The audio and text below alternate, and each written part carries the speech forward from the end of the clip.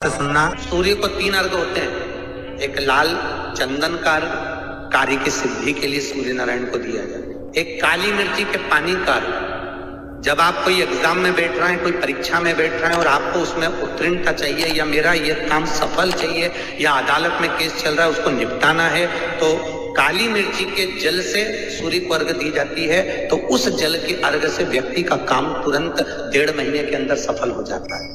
काली मिर्ची के अर्घ का इतना प्रमाण। तीसरे नंबर पर है बेलपत्री के जल का अर्घ, सूर्य को दिया जाता है। बेलपत्री के जल का अर्घ कौन देता है? जो बहुत बीमार पड़ा रहता है, जिसको कुछ ना कुछ शारीरिक कष्ट चलता रहे, कभी घुटना, कभी कमर, कभी पेट, कभी ब्लड प्रेशर, कभी शुगर, कुछ ना कुछ चलती रहे, तो वो लगातार 1 महीना बेलपत्री के पानी का अर्घ सूर्य को देता रहे, उसको रोग से निवारण हो जाता है। रोग से सूर्य अर्घ क्यों प्रधान? जैसे शंखों की प्रधानता को यूट्यूब पर सुन रहे हो, बहुत सावधानी से सुनना। तो जिनकी यहाँ संपदा की कमी होती है, वैभव की कमी होती है, लक्ष्मी की कमी होती है, प्रतिष्ठा की कमी होती है, धन की कमी होती है, उसके लिए गुड़, चावल, लाल फूल और लाल मिर्ची के 11 दाने पानी के कलश में तांबे के लोटे में लेकर हाथ को ऊंचा कर नेत्र, नासिका, वक्षस्थल के सम्मुख में जो सूर्य नारायण को अर्घ देता है, जल चढ़ाता है, पर जो सूर्य को अर्घ रविवार के दिन दे देता है, अगले रविवार तक पैसे की आवक आना प्रारंभ हो जाता है। महापुराण की कथा कहती है, जब हम सूर्य को अर्घ देते हैं, सूर्य को जल चढ़ाते हैं, वो पानी जब पृथ्वी पर गिरता है, उसके छींटे हमारे शरीर पर लगते हैं, तो वो श्रेष्ठता का भाव निर्मित करते हैं, वो गलत नहीं हो सकती। जितने आस्था चैनल पर कथा सुन रहे हो, जितने फेसबुक और यूट्यूब पर सुन रहे हो, बहुत सावधानी से सुनना। और एक बात और ध्यान से सुन लेना, जिसको कैंसर जैसी बीमारी हो, लीवर किडनी की बीमारी हो, डायलिसिस चल रहा हो या बीपी ज्यादा ऊंचा नीचा हो रहा हो, तो रविवार के दिन जब सूर्य नारायण भगवान को अर्घ दो, रविवार के दिन जब सूर्य नारायण भगवान को अर्घ दो, और रविवार के दिन जब सूर्य नारायण भगवान को अर्घ दोगे, तो उसी तांबे के लोटे को धोना मत, रख देना, और उसी तांबे के लोटे को रविवार को सूर्य को अर्घ देकर वही तांबे के लोटे में फिर पानी भर लेना, और सोमवार के दिन उसी तांबे के लोटे से शंकर जी को जाकर जल चढ़ा देना, और उस पानी को लाकर थोड़ा सा आचमन कर लेना। बीपी और शुगर लेवल में आना प्रारंभ हो जाएगा। 2-4 हफ्ते कर देखो।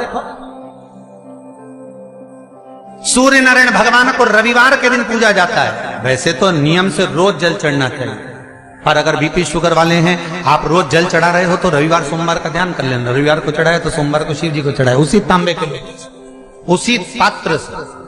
अब भजो उसको। अभी तो लोगों को यही नहीं मालूम था कि सूर्य नारायण भगवान को जल चढ़ाते हैं तो वो जल का जो पानी निकलता है, सूर्य की किरण पड़ती है तो शरीर के रोग ठीक कर देती है। अब लोगों को जरा पानी चढ़ाना चालू तो करने दो। हॉस्पिटल में कोई बीपी और शुगर वाला नहीं जाएगा, सब घर में ठीक हो जाएगा। करो तो। श्री शिवाय नमस्तुभ्यम, सब बोलिए एक बार जमकर, श्री शिवाय नमस्तुभ्यम। प्रैक्टिकल जरूर करना, कहीं सियोर वाला महाराज झूठ तो नहीं बोल रहा। शास्त्रों की बातें हमारे जीवन में हमें सुख प्रदान करें, इसलिए इस भाव का आनंद करते हुए आज की कथा को विराम देते हैं। वो खाने वाला जो पान खाता है, उसका पत्ता, पान के पत्ते के ऊपर जो चंदन से शंकर के नाम, पार्वती का नाम और ब्रह्माणी सरस्वती का नाम लेकर शिव को समर्पित कर दे। महाराज उसकी भी तिथि बताइए, बड़ी सुंदर है। जब रवि का पुष्य योग पड़े, रवि पुष्य नक्षत्र हो, और रविवार की जब प्रदोष पड़ती है, तो शिव बेलपत्र के पेड़ के नीचे निवास करते। तो शिव पुराण कह रही है कि प्रदोष का जो व्रत है, आप करें ना करें वो आपके ऊपर है, पर प्रदोष के कुछ नियम ऐसे हैं जो हमारे जीवन में सुख प्रदान कर सकते हैं। मान लो अगर धन नहीं, संपदा नहीं, तो प्रदोष के दिन दिया लगाकर दुख दान स्त्रोत, दारिद्र्य दुख दान स्त्रोत का पाठ अवश्य करें। कम से कम 5 प्रदोष करना, और पहले प्रदोष के बाद में ही अंतर आना प्रारंभ हो जाएगा। कहीं ना कहीं भगवान राहें खोल देगा, कुछ ना कुछ अच्छा होना प्रारंभ हो जाएगा।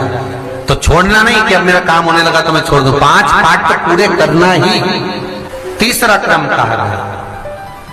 अगर मान लो कि आप किसी एग्जाम में बैठ रहे हैं और उस एग्जाम को देते देते कई साल हो गए, पर आपको कोई लक्ष्य ही निश्चित नहीं हुआ, आप कहीं पहुंच ही नहीं पाए, आप उस स्थान तक पहुंच ही नहीं पाए, आपको पास होना है, वो एग्जाम किसी भी हालत में निकालना है महाराज, तो भी प्रदोष का व्रत महाराज ध्यान देना।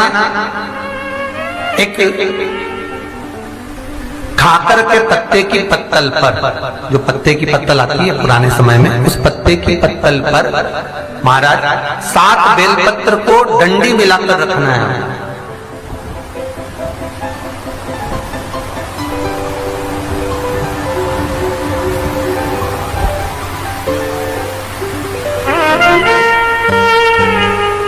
ये 7 बेलपत्र को डंडी का सिरा 7 का एक जगह पर होना चाहिए। ये जो डंडी है एक ही स्थान पर 7 डंडियां बेलपत्र की होना चाहिए हमारे। जिस जगह पर डंडियां रहे उसी स्थान पर नीचे की जलाधारी नहीं बनाना है आपको, केवल एक तो शिवलिंग का निर्माण करना है पार्थिव। ये केवल प्रदोष के दिन करना है, प्रदोष काल के अंतर्गत। चाहे थाली में रख लो, थाली में उस पत्तल को रख लेना जिससे ले जाने में दिक्कत ना हो, तो पत्तल पर ही बनेगा, थाली पात्र के अंतर्गत नहीं। मतलब थाली ले लो मना नहीं है, पर पत्तल उसमें जरूर रखना। और कागज की पत्तल नहीं होना चाहिए, कागज की पत्तल या अन्य जो डिस्पोजल पत्तलें चल रही है हमारे मान्य नहीं है। पत्ते की पत्तल, उस पत्ते की पत्तल पर 7 बेलपत्र को इस तरह से डंडी से मिलाकर रख दिया जाए महाराज। उसके ऊपर एक शिवलिंग का निर्माण कर दिया जाए। शिवलिंग का निर्माण कर कर अपनी कामना कर कर प्रदोष काल के अंतर्गत 7 काली मिर्ची, 7 लौंग, 7 कमल गट्टे, 7 शमी पत्र शंकर भगवान को समर्पित कर दो। जल का छींटा देकर पूजन कर कर और घी का दिया लगाकर कुछ देर बैठकर श्री शिवाय नमस्तुभ्यम का जाप करिए।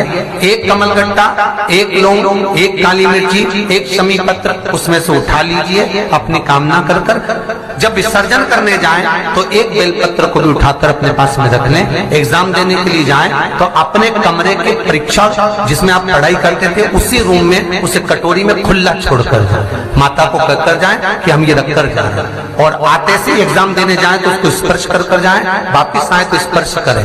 ऐसी कोई परीक्षा नहीं हो सकती जिसमें से तुम निकल नहीं सकते।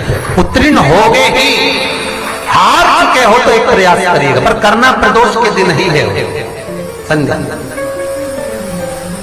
महाराज प्रबलता। श्री शिवाय नमस्तुभ्यम। दर्शकों हर हर महादेव, स्वागत है आपका अपने YouTube चैनल त्रिनेत्र के उपाय में। जो भी भाई बहन चैनल पे पहली बार आए हैं चैनल को जरूर सब्सक्राइब करें, वीडियो अच्छी लगे तो लाइक करें, ज्यादा से ज्यादा शेयर करें। पूर्णिमा के दिन आप शाम को प्रदोष काल के समय 4:30 बजे से 6 बजे के बीच में 1 लोटा पानी, उसमें 5 बेलपत्र रखकर, एक कमल गट्टा डालकर भगवान चंद्रेश्वर महादेव के नाम से भगवान शंकर को चढ़ा दीजिए। आपकी जो कामना हो वो कामना कर कर चढ़ा। विनती करें चंद्रेश्वर महादेव को, शिव का स्मरण करो। पूर्णिमा के दिन चावल का एक आखा दाना जानते हो, पूरा खंडित चावल नहीं। कितना चावल? 1 दाना चावल शंकर भगवान के शिवलिंग पर समर्पित करिए। एक बेलपत्र जिसका डंडी का मुख अपनी ओर हो, जहां से चावल चढ़ाया है, उस चावल के ऊपर अपनी कामना कर कर रख दीजिए और चंद्रमौली भगवान का स्मरण करिए। कौन से भगवान? शंकर भगवान का सर्वश्रेष्ठ सुंदर नाम है चंद्रमौली। चंद्रमौली भगवान का स्मरण करिए, अपनी कामना कर कर बेलपत्र समर्पित कर कर शिव जी पर 1 लोटा पानी, 1 जल पात्र समर्पित करो, कलश से जल चढ़ा दीजिए। नैनों में वो जल लगाकर अपनी कामना कर कर वापिस घर को आइए। अगली पूर्णिमा आएगी, जो कामना करी है मेरा चंद्रमौली भोलेनाथ उसे पूर्ण करेगी। श्री शिवाय नमस्तुभ्यम। हर हर महादेव। आपका वीडियो में स्वागत है। तो इस पूर्णिमा पर आप क्या उपाय कर सकते हैं ये वीडियो में बताया गया है। यदि आपको उपाय में कोई भी समस्या आए तो आप कमेंट करके पूछ सकते हैं। और अभी तक यदि आपने हमारे चैनल को सब्सक्राइब नहीं किया है तो चैनल को सब्सक्राइब करना ना भूलें। दोस्तों, पहला उपाय आपने सुन ही लिया होगा। पहला उपाय कामना पूर्ति के लिए है। आपकी कैसी भी कामना हो, कोई भी समस्या हो, तो आप पूर्णिमा के दिन यह उपाय कर सकते हैं। आपको कार्य में सफलता मिलेगी। आपको पूर्णिमा के दिन प्रदोष काल मतलब शाम के समय 4:30 से 6 बजे के बीच 1 लोटा जल लेना है। उसमें 5 बेलपत्र डाल लें, साथ में एक कमलगट्टा डालकर शिवलिंग के पास चले जाएं और चंद्रेश्वर महादेव का नाम लेकर वह जल शिवलिंग पर चढ़ा दें। साथ में वह बेलपत्र और कमलगट्टा भी चढ़ा दें और अपनी कामना कर लें। आपकी मनोकामना महादेव जरूर पूरी करेंगे। अब चलते हैं दूसरे उपाय की ओर। आपको 1 चावल, 1 बेलपत्र और 1 लोटा जल लेना है। पहले आपको शिवलिंग पर 1 चावल चढ़ाना है। चावल टूटा हुआ नहीं होना चाहिए। फिर अपनी कामना करके 1 बेलपत्र चावल के ऊपर चढ़ाएं और बेलपत्र इस प्रकार चढ़ाएं कि उसकी डंडी का मुख अपनी तरफ हो और चंद्रमौली भगवान का नाम लेकर अपनी कामना करना है। अपनी कामना करने के बाद फिर 1 लोटा जल उस चावल और बेलपत्र के ऊपर धीरे धीरे समर्पित करना है। महादेव आप पर कृपा करेंगे, आपकी सारी कामनाएं पूरी। लोगों से कहते हैं, अगर डॉक्टर आपको बोल रहा है कि आपके घुटने बदलना है, डॉक्टर आपको बोल रहा है कि आपका बाईपास करवाना पड़ेगा, नस चौक है, नाड़ी चौक है, हमारा निवेदन है शिव पुराण का 1 डोज पकड़ कर देखो। या तो बेलपत्र खाओ रात 12 बजे, या फिर बछड़ा कर दूध पिए, उसका फेन जो निकले उसको चम्मच में लेकर घुटने में 5 दिन तक 7 दिन तक मल कर लो। और जिस व्यक्ति की नस चौक हो गई, डॉक्टर बोल रहा है बाईपास करवाना पड़ेगा, उसके लिए एक ही निवेदन है, पूर्णिमा की पूर्णिमा चम्मच में फेन लेकर उस फेन को पानी में मिलाकर 3 बार दिन भर में 3 बार बस पी ले, उससे नसें अपने आप खुल जाती है, बाईपास नहीं होगी। हम आशा करते हैं आपको उपाय समझ आ गए होंगे। यदि उपाय में कोई भी समस्या आए तो आप कमेंट करके पूछ सकते हैं। ऐसे ही वीडियो देखने व सुनने के लिए हमारे साथ बने रहें और हमारे चैनल को सब्सक्राइब करना ना भूलें। ये वीडियो पसंद आई हो तो वीडियो को लाइक, कमेंट और शेयर करें।